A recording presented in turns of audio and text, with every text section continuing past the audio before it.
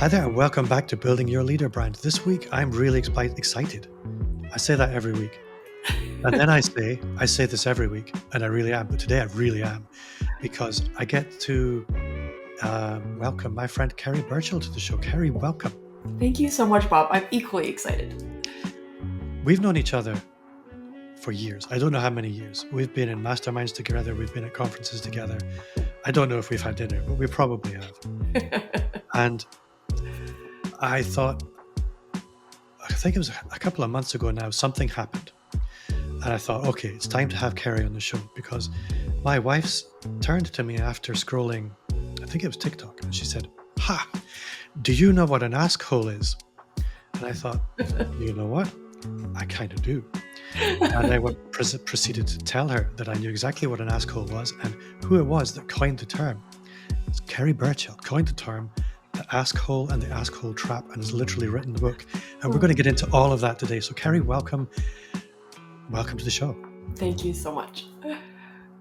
So for the listener who's meeting you for the first time, can you maybe just start by telling us a little bit about who you are, where you are, and what it is you actually do?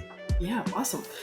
So I am Kerry Burchill. I live in Texas currently. I'm originally from Western Canada. And my career background really has just taken some turns that I would never have expected in my 20s when I finished my first bachelor's degree in education. I was a middle school teacher in a couple years, got administrative roles. And then in my 30s, just felt like my life had become a little bit too comfortable. I am not able to have children, which, gives you a little bit of freedom, arguably, to chase some things. And so my partner and I kind of said, let's put some rods in the fire and see what happens. So I applied for a principalship on a NATO base, and he applied for med school. Yeah, so long story short, at age 39, he started medical school. I say we did medical school. And that took us on a journey of 2 years in the Caribbean, a couple of years in New York City, Detroit, Baltimore, and then rural Illinois, and now San Antonio, Texas. So in that, I started being exposed to just a ton of different leadership things.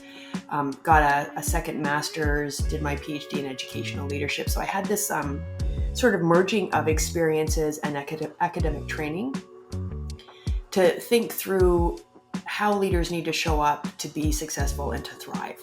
And I was certainly exposed to some really dysfunctional leadership, like in New York City. I don't know, Bob, if you know this about New York, but their Department of Education is 1 million children and 100,000 teachers. And of course, as an immigrant, I got, put in the schools that nobody wanted to work in. Teachers called 911 during class change. The school was just so broken. And the principals were just incapable. Like it was crazy. And so I started seeing how structures drive behavior. And, fast forward to now, I've been on my own since 2018, full-time on my own since 21, and really helping leaders develop structures that help their employees and teams thrive. So my catch line, which I probably like yours, evolves. I think right now it's something like, I help leaders and teams in messy, dynamic situations slow down to achieve ambitious goals. Super fun. I feel so excited to have my work. It's just crazy. So you wrote a book, and I remember when you coined this term, ask hole. For the listener, maybe explain how this came about, what's the book about, and who is it for? Yeah. And you alluded to this in the intro. I got askhole registered trademark. I'm still stunned that even worked. So I'm thinking about how to leverage that. So I'm defining askhole. In the Urban Dictionary, it says assholes are people who ask you for advice and then disregard it. And I'm really extending that in the leadership setting, right? And not only people asking for your advice, but those employees that come and ask you questions when they know the answer to them, or they ask you to do their work that they should do. They have the skills to do it. They have the resources. So really like slowing down, because you get a team full of assholes when you're in messy dynamic situations. And so really thinking about how, as a leader, instead of taking that all on, which is often what leaders do, right? Because we want to protect our staff. We want to make sure they don't burn out. We want to help them. Like the servant leadership definition is I help my teams all the time, which is really not what servant leadership is about.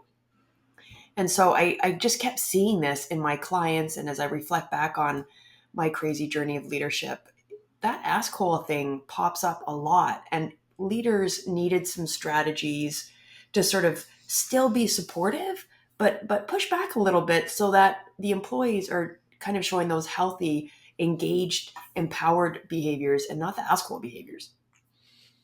It's interesting as you're describing asshole, as one person pops into mind, and if that one person is listening, yeah, it's you. Um, We've all been assholes, eh, Bob? Like, totally true. Me too. um, but it is a really interesting phenomenon that there are some people who will repeatedly ask for advice, Yes. clearly need it, Yeah. and then ignore all the advice they get. Yeah. Yeah. And I can imagine that in leadership situations can actually become a really dangerous situation, Yeah. um, both practically but also humanly, Yeah. because at Yeah. some point there's enough. Enough is going to be enough. And what happens then? Yeah. Yeah. And it erodes relationships, right? As a leader, if you're asking me to do stuff all the time, I don't feel respected. I think you're being lazy. Like, I have all these stories in my head about that employee, and really that employee is just spinning. They're stressed. I sort of in the book, talk about three different characteristics of employees that are assholes. One is the perfectionist, two, they're the pleaser, or three, they're just insecure and they need validation. Well, how do we flip that, right? And there is a fourth category of those jerks that are just the wrong people in the wrong place, but really that's not the majority. The majority are people wanting to satisfy your demands, but then we have this gap, right, where you're, as an employee, you're not meeting my standard. As a leader, I'm really frustrated with you, but we don't have the Asshole Trap framework until now to help Hmm. sort of leaders slow the employee down so that they pull out of the spin and realize I actually do have the skills or the knowledge or the confidence to do this. Thanks for helping me figure that out. So people are who have businesses shaped a little like yours, they can be very diverse, Mm. uh, and they all address completely different communities, if you like. And I'm interested to know, what does Kerry Burchill's people look like? Who do you serve? Yeah, yeah, gosh, that's great. And when I started, of course, education, person, unionized setting. Like when I launched on my own, it was a big stretch for me. And in the marketing world, I don't know, Bob, what your philosophy is on this, but people really talk about niching, like getting really narrow on your people. And my people are broad. So I have police department, financial groups, healthcare, recruitment. I'm kind of going through the list in my head. An acquisition company. So just all over the place, city manager groups. So when I think about that, the commonality is these are leaders in messy, dynamic situations.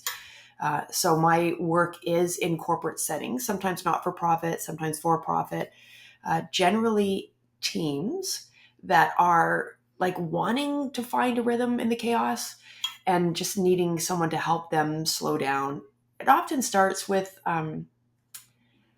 I don't know if I would say the word even culture, but someone in the group or in the company realizes, hey, things are messy. Can you help us under the cloak of leadership development? But it really ends up being more team coaching or the team identifying what they recognize they need to be better and to thrive.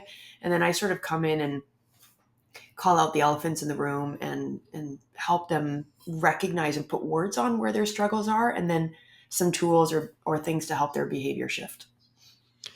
So there will be consultants listening or watching. If you're watching, well done. Not enough people watch the video, um, who are possibly at the beginning of their journey of building their business. And I know you worked quite hard in the beginning to find a marketing approach that worked for you. Yeah. What does your go-to-market strategy look like now? How Yeah. do you actually discover and then convert those clients now? Yeah, excellent. Excellent. Definitely think about that still every day. So 100% of my business is referral. Now, people hear about me through referral and they'll validate me through social media, but I don't spend a ton of time on social media. I generally will do like 3 months of scheduled posts out, and I'm sure the algorithm would love me more if I checked in and, engaged more. But really, I try to keep on keep with everyone saying, hey, who else do you know that can benefit from my services? And sometimes I'll close training with that, or I'll seed it, during breaks with people.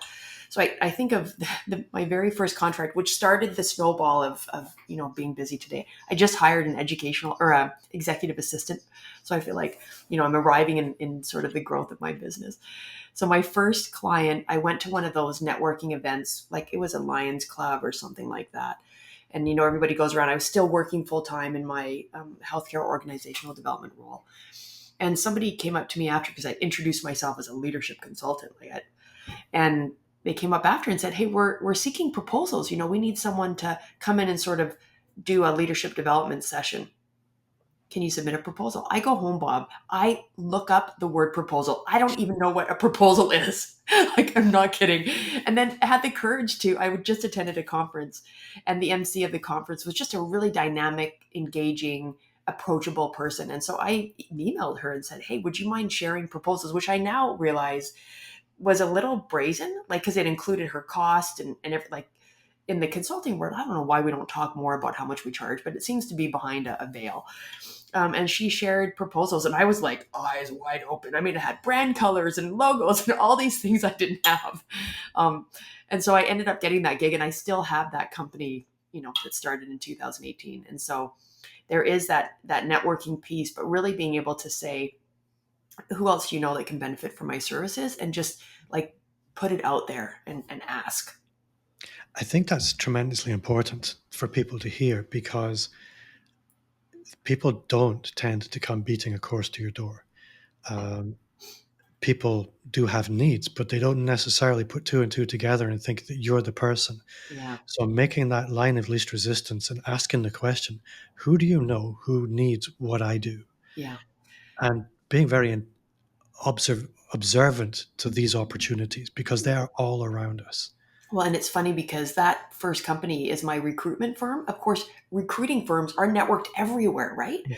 And it took me years with that firm to even say, hey, it dawned on me, you work with a lot of other companies that probably need some leadership development. So I literally, when it finally dawned on me that they would love to help me, they would love to give back, I actually created a PowerPoint slide with the leaders' names, and during the session typed in the companies that those leaders in my session said that they could introduce me to. And then the follow-up next month training, I crossed off who I was introduced and said, like, hey, Bob, you still told me that you'd introduce me to these companies. Where are we at with that? Like, bold. And they loved it. I mean, Yeah. it's, who knew?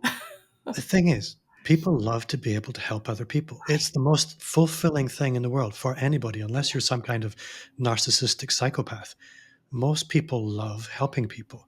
You give them an opportunity to be helpful, they Yeah. will love you for it. Yes. Right. Uh, And if I want to be helpful in my company and they want to be helpful, like, isn't that kind of the double whammy of yeah. let's sync, let's find some synergy in this. Something I encourage people, and this is a little, might not be a ninja trick for you, but it's a ninja trick for me. When somebody's experienced a lot of value from them, simply asking the question, hey, do you know a couple of people who would benefit from the kind of work I do? The mistake most people make is they'll then gloss over it and they'll bridge to something else. At this point, shut your Mm, mouth and wait and see what happens. mm, And you'll find that people will, given a moment, a couple of names will always spring up. huh. But if you fill that gap, they'll just gloss past it. It's spooky how easily that can work for Mm. people. Can I share a ninja trip? I haven't paused. That whole slow down thing that you just talked about that's where the power is. A ninja trick I just discovered recently is I bought a $10 like lavalier, the pin-on microphone Mm, that plugs into my iPhone. And when I'm done speaking, I'll just go around to the audience, because there's always people that come up to you after and rah rah about it. I'll say, hey, would you mind just a quick video of that? And mm, nobody ever has said no. And so I'll get these 15, 30-second video clips of people saying what they took away, what they learned. I mean, I just let them talk about whatever they want.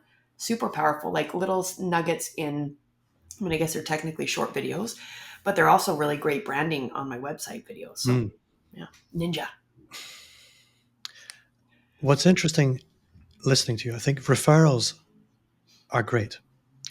But something that can really impact our referrals is the personal brand or the leader brand and the credibility that we invest in transmitting and amplifying.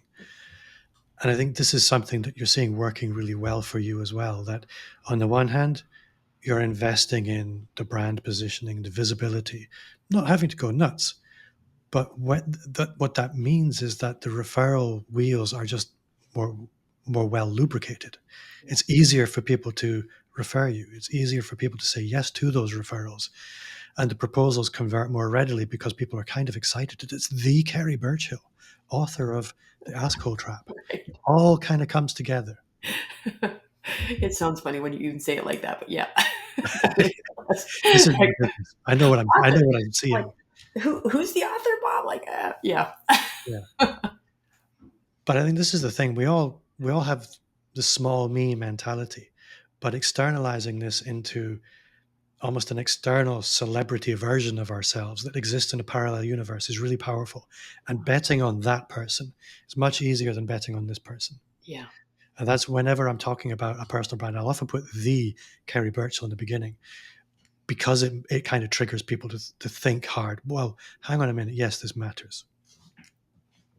Um, I was speaking to somebody the other day, and I can imagine this works for you, where if somebody was trying to decide whether to hire you or hire somebody else, the price was the same, features and benefits were the same, the spec was the same, they'd get fired for hiring the other person Huh. because of the leadership brand that you have in the market. Yeah. No, that there's some legitimacy that I think draws people into it. Like, I have a PhD. Uh, People never use my title. I wouldn't want them to anyways, but it's not that educational stuff that they lean on. It is the presence, like that, the authenticity, the vulnerability. I'm just talking layman terms to people saying like, yeah, I've been in your shoes, or, we've all dealt with messy situations, right? And to be able to just connect to the heart, it makes the head decision way easier. But if you come across looking too polished, and like, I never wear suits to my stuffy events, like, I'm going to be me, and that's going to help you connect, and it's going to want to make you engage with me and the services even more. So I'd like to ask about your book. So number one, well, you're an academic. So writing a book, I can imagine it was difficult, but it wasn't a killer. Yeah. Well, I don't know well, that I'm good at writing. Even after all these years, like, and that's not the small me talking. It's the objective looking in at Kerry Burchill talking. But it's funny because I was starting to outline the book, and I still didn't have the Ask Whole framework figured out. And so I met with one of our shared colleagues and friends, Susanna Ray, and she was working on business frameworks at the time. And she's like, well, like, what are the, five or six or three things that you want people to kind of go through? And I'm like, well, hang on a second. I know exactly what those are because they're the outline of my chapters in my book. She's like, hmm. well, you have your framework right there, but I hadn't framed it that way in my book yet. And so there was this sort of merging of two things. Like, I was really reflecting and doing a lot of brainstorming and outlining for my book, not the writing part yet. And then meeting with her really helped me crystallize, like, hey, I am actually introducing a framework, and the chapters are already there, but I wasn't calling it a framework, and it wasn't like the meat and potatoes of what I can go to clients and say like, hey, I can do some training on this, or let me help you with these things. Yeah.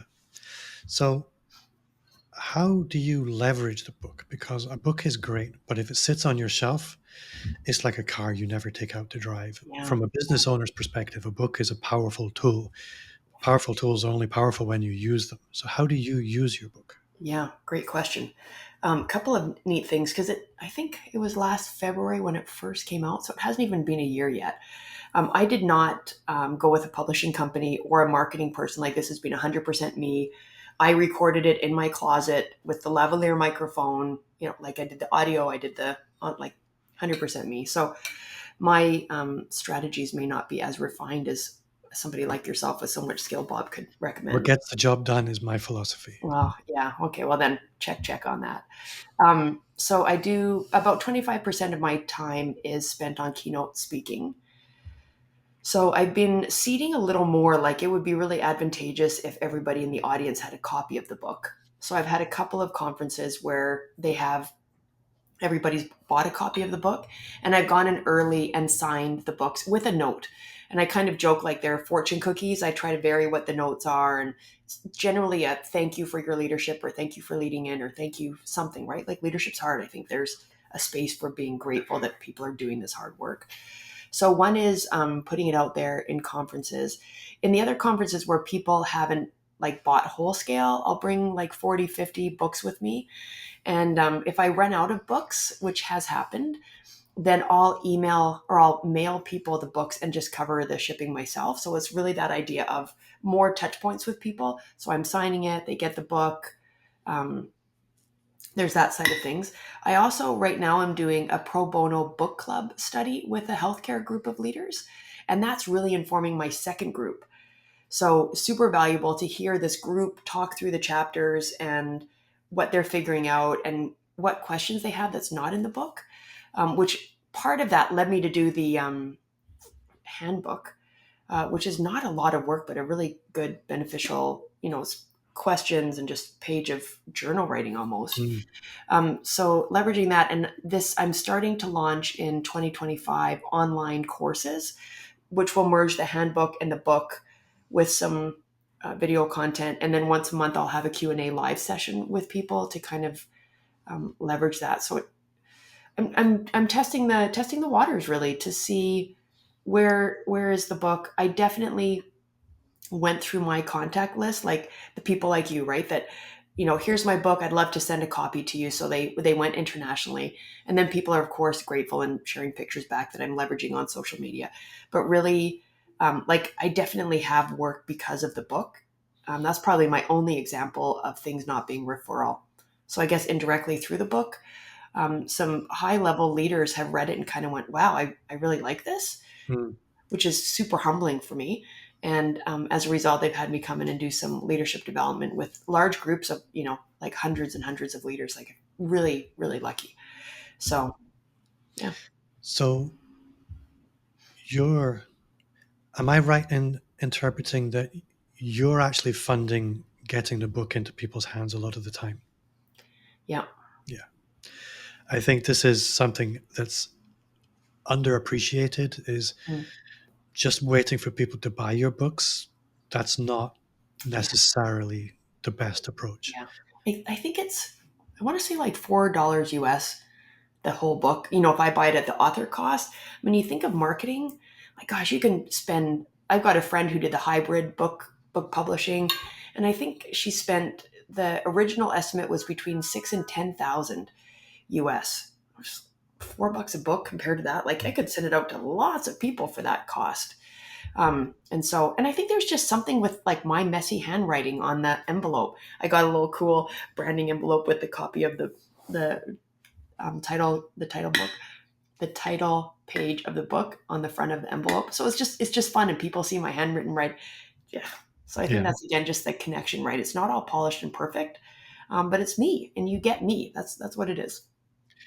So I'm interested with the conference side of things, how you're selecting those. How do you decide where you're going to show up?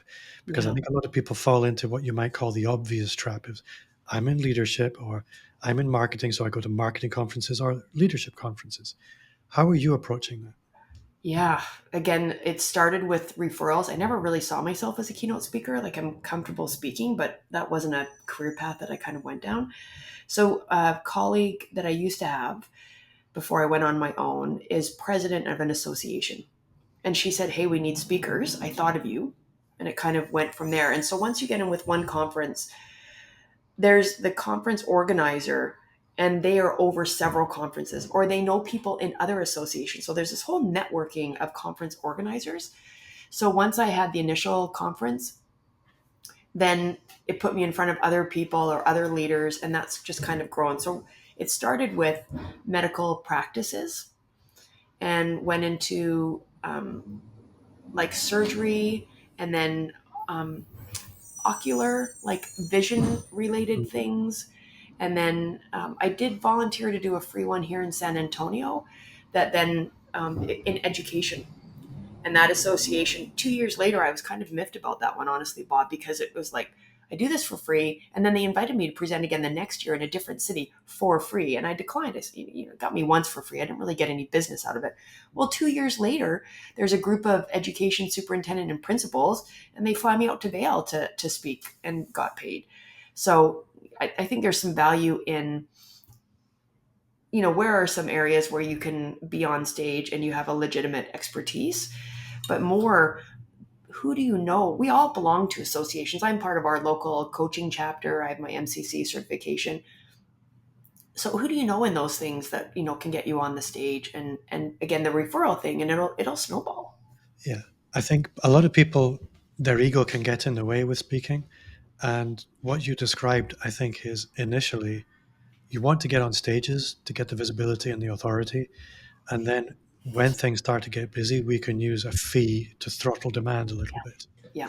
And going full circle to the book, I use those initial speaking gigs as a chance to float out the language. Like I could sense, if I look back to a couple of years ago when I first started keynoting, I could sense when the audience wasn't engaged, or I would ask the conference person for the feedback, and there was, sometimes some tough feedback to swallow, and that helped me know how to frame the book or what was landing and what wasn't. So all of that super helpful. Like just get out there, lean into it. That's really useful. So I guess there's a danger of people listening thinking Kerry's super competent. She's got it all locked in. And I know that everybody has their Achilles heel. Yeah. And I'd love to know, within your work, where do you actually struggle? Which part of being a business owner, being an entrepreneur, do you find tiresome or troublesome? Yeah. Yeah. Gosh, there's lots, isn't there? I hate the IT stuff. Like I actually have a fat microphone here to the side that I'm not even using because I can't get it to sound good. I've spent thousands of dollars, went with one of those marketing, groups, and they say like, hey, just order everything on this list. And I did. I mean, I've got this fancy camera sitting here. I don't use it anymore because I can't get it to zoom in so my head's the right size. Like it's just the IT stuff. Oh, so frustrating for me. I was telling Bob before, just for your listeners, before we started, he was asking for lead magnets, and we're going to share this Ask Cole trap quiz that's super fun for you to do.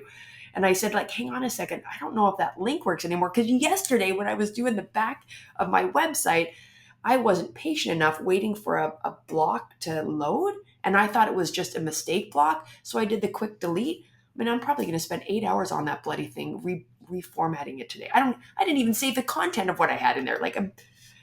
So You're using Thrive on your website, aren't you? Pardon me? Are you using Thrive on your website? I have Wix. Oh, okay. Never mind then. Yeah. Talk to somebody else. Yeah, exactly. One of those new things I shouldn't have picked. Like I hear people saying that there's way easier formats than Wix. So yeah, what do I know? That's tomorrow's problem. Right. Totally. Yeah, I think that tech thing, that's a universal problem. And I think we can't be great at everything. And I think it's important to acknowledge that sometimes you need help, but also a lot of people can sometimes put significant importance in things that aren't important. Because this hasn't caused you huge barriers to success or to growth. Right. A lot of people will use these as excuses for not doing the difficult things. Yeah. And none of the technical things are emotionally challenging. They're just a lot of the time excuses for not making the calls, having the Zoom calls, building relationships, because these are the things that actually drive us. Right. Like I'm just using my Mac computer camera. Like I wish I would have just peeled off some of that fancy stuff. I mean, I think that's the imposter taking over. Oh, you need the fancy stuff, and oh, you need this, and oh, you need that. I don't need the imposter talking to me. I need to just be me. Yeah. And so you should just mail me that nice Sony camera I saw. Right. Like I hope that it's going to help me develop a hobby. Yeah. I'll actually take pictures. Let's get into the fun bit. So I have this new section of the show that we're just entering now where I get to be really nosy. And so far it's been great fun. What I'd really love to hear, and I I warn people in advance, dear listener or viewer, so that I'm not springing it on Kerry. But what are three tools, tactics, mental models? Doesn't matter to me, but three things I need to know that I can take action on today. Yeah. So, what have you got for me, Carrie? All right. Here we go. First thing, and I say this all the time, the hardest skill in leadership. And I think that relates because we're leading companies, we're leading people to whatever their thrive and amplify space is. Active listening. So Mm, when you meet with clients or when you talk with people about their pain points, we instantly go into, oh my goodness, how can I help them? What can I do to be of service? And that's the response mode, which is tricky because if we're not actively listening, so they can share their pain points, and if I'm not engaging back on that, then the person talking is really not having a space to develop their awareness and acceptance that they need my help. If I jump to, oh yeah, I hear your pain point and here's what I can do for you, it's going to be too raw. They haven't really marinated on that acceptance of, yeah, things are a problem. These pain points, wow, they're bigger as I slow down to think about them. I really need some help. Like, we have to do the active listening first. Super hard because we're just so invested on getting that client, making the sale, doing all that stuff. How do we just slow down and be in that space of active listening with that client so that they hear how much they really need us? I can see so many situations where A, I need to pay attention to that, and B, how it could be really powerful for, like you said, people being able to experience the mirror, um, because it's useful in so many ways. I need to reflect on that. That's a deeper one than Yeah. I've had in the last two calls. Yeah. Yeah. Good. It's super powerful, right? I always say awareness is the catalyst to change. They're not going to change and engage with us if there's just not that awareness first, right? If Mm. I'm not hearing, and then I'm going to pitch some stuff that may or may not land on where they're really at, right? Like, I need to meet them where they're at and we go up together, not me sprinkling down my wisdom at their level of whatever it is. I've got to meet them where they're at. And if I don't actively listen, then I'm not really going to slow down myself and hear where they're at too. So yeah, super powerful. I think also in the beginning, people tell us where they think they're at, Yes, you're but right. we need to give them space to actually get to where they actually are. Yes. Yeah. In my book, I talk about the top of the spin, right? So whatever I throw at you as those pain points is not really it. We need to help people slow down because the bottom of the spin, like you're saying, Bob, are really, that's where they're having the awareness and the vulnerability and the openness to lean in. Yeah. Mm. That's really good. So what's next? Okay. Second one is um, getting voice of customer. So that's a lean methodology term. So in the space that you are working at with clients, so this is during your engagements, find some opportunity for your clients to go get voice of customer. So manufacturing plant I work with, I forgot to list that, is another really cool experience. So we'll have groups of like 20 leaders and they're wrestling with getting floor associates to just do their job. They're going through huge renovation, lots of millions and millions of dollars, and it's chaotic. And the leaders are just thinking, why won't this happen? I need them to, they're part union, not union. It's messy. And we can sit in that training room all day long and develop leadership skills. But if we haven't gone out to the floor and asked associates everything from, how valuable is your performance evaluation system? What's your favorite thing about working here? It doesn't matter what the question is, but have your clients go out and ask people. And that saves you from the consultant being like the voice of judgy, or maybe you're telling things that they're not ready to hear yet. When your leaders go out and hear things from the horse's mouth, it like skyrockets their growth and development. And then of course you look like an all-star, and all you've done is waited for them to come back with the data. Like, What I awesome. love about that is it's pivoting you from adversarial to advocacy Yes. very, very naturally, because they go out initially thinking adversarial, but they come back as advocates, Yeah. which is Right. voodoo. It's Yeah. really, obviously, I'm not a leadership development coach, so I can use language like voodoo, You absolutely um, can.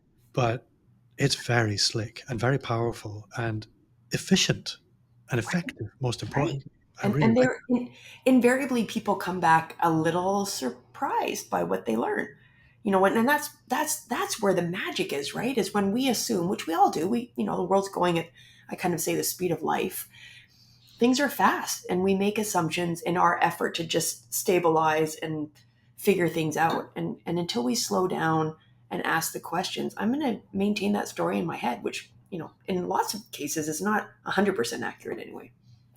I can actually see how this can be applied to personal relationships, to client relationships, to marketing. It's potentially useful in many, many ways. Just a very different perspective on something as crude as market research. Yeah. But Yeah. it's about genuine, honestly having relationships which are valuable. And the more valuable I can become to my clients, my potential clients, any relationship. Yeah. But I say valuable with a big V. I'm delivering value, genuine value. Yeah. That's the And most important thing. people crave that connection, right? And so how often in your client's busy world, they're going fast. How often do they spend 20 minutes of just going and asking a couple of simple questions, Mm. right? The people that they're engaging with are like, wow, talk about value. Like, you cared enough to ask my opinion on whether or not we have good food in the food vendors or in the vending machines, right? Like, it doesn't matter what the question is. People just love that connection, and it is capital V value. Yeah. So what have we got next? Last, Yep. hopefully this is Last the best last for nugget. last. This is my message that I really want all of your listeners and viewers to hear. You are the whole package. You're the whole package. Yep. Just breathe that in, right? So I was talking with a friend of mine who's transitioning from a full-time job into our sort of work the other day. And he was saying, yeah, it's like, I think that 2 years I'm going to be ready to launch on my own. And I need to get these certifications and these things and these. And I said to him, hang on. You've just listed probably $20,000 of after tax dollars on programs and certificates, never mind time. Like, you've seen things. There's something that's motivating you to make this transition. You know how you can help. Just lean into it. You're the whole package already. We don't need all these big fancy 18 certifications. Nobody ever asks about my academic background. Nobody ever asks about my coaching credential. Like, are there some nuggets in there that I think in my own journey have been valuable? Yes. Are there other pieces that you can fall in the rabbit hole and chase down? I was talking to another woman yesterday, and she's got, I don't know how much she's even paying for these things. I do not want to know. She's got a group of 4 tax related accountant, business, whatever advisors. She's like, what accounting software do you use? And what about this? And what about that? I'm like, Excel? I'm sure that I could go fancier, but is my tax program broken? I don't need to go fancy. Like, there's just so many things to open your wallet and spend money on, and just pulling back and saying, wait a minute, I'm the whole package here. I may want to put a bow on it, but I don't have to, because I'm the whole package already. Yeah, I think you're absolutely right. There's lots of reasons people can put off betting on themselves. Lots of things they think they need to have before they take the personal risk. When I say the personal risk, putting yourself out there. That's, people are looking for excuses to not do that. And certifications can do that. Tech can do that. There's an awful lot of reasons people will put artificial barriers in their way. But at the end of the day, your comfort zone is not going to expand. It's not going anywhere until you start spending some time on the edge. Yes. And that's where all the magic happens. That's exactly it. I wish I would have launched my business decades before I did. It has been such a joy. I'm working less. I'm having a bigger impact. I'm loving life more. Just what a treat. So you mentioned the asshole trap quiz, the asshole, dealing with asshole behaviors and asshole traps. Let's get one thing clear. Asshole employees and a-hole employees are not the same thing. Take the quiz. That looks like a lot of fun. I haven't done it. because It's you like literally 2 minutes. It's super fun, super fast. You can sort of see how much of your time you're spending in the Ask Hello trap, and you can reflect on this at home, at work. Like we all live in a paradigm where the Ask Hello traps are everywhere.